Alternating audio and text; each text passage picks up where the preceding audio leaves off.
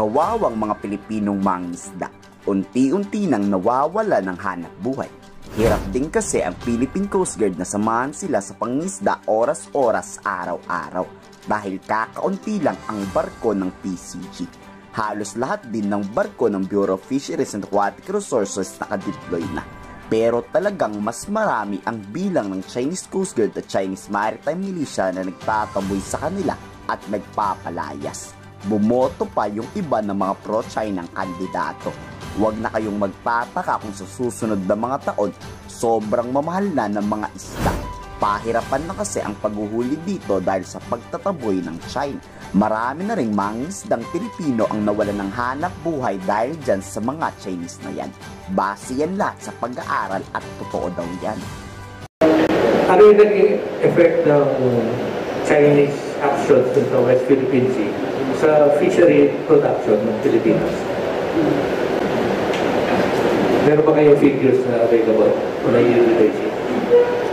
Well, yung kapag may ginagawa po kasi action yung China dyan sa West Philippine Sea, particularly sa BDS, sa Bao de Masinloc, na lilimit po yung access ng ating mga mangingisda.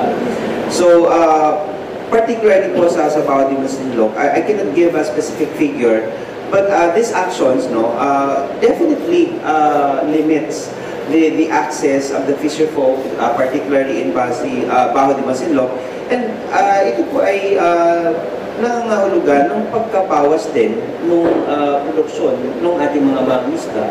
Kung dati kasi nakakapasok sila sa lagoon, malaya sila nakakapangisda doon. So with this aggressive action of China na pigilan yung mga mangingisda na pumasok sa lagoon, ay definitely nababawasan ng kanilang fishers production po.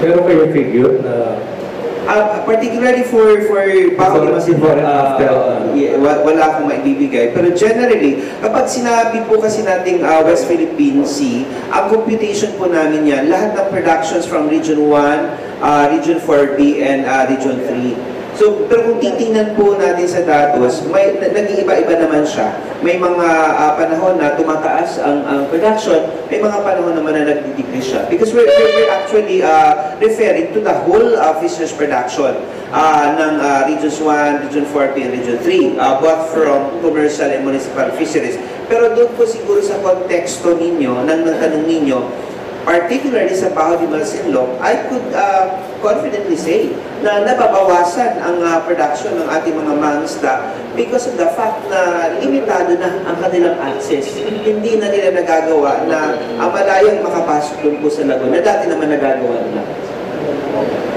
Give us a sense kung ano yung gano'ng ka-importante yung Bao de Masinloc. Gano'ng kalayo yun from the shore and so on? Napaka-importante po as a marine habitat, no? Ano po ito? Yun ang main source ng yes. Oo, siyempre critical ng marine habitat po ito. So in terms of fisheries production, dapat napapangalagaan po natin ito. So dapat ma-preserve natin ang integrity po ito. Hindi na ako magtataka kung matutulad ang Pilipinas sa Hong Kong, sakop na ng China. Tapos sa susunod, tatawagin na tayong Philippines Province of China. Kayo, ano masasabi nyo pag nangyari yan? I-komento sa baba ang inyong salobin.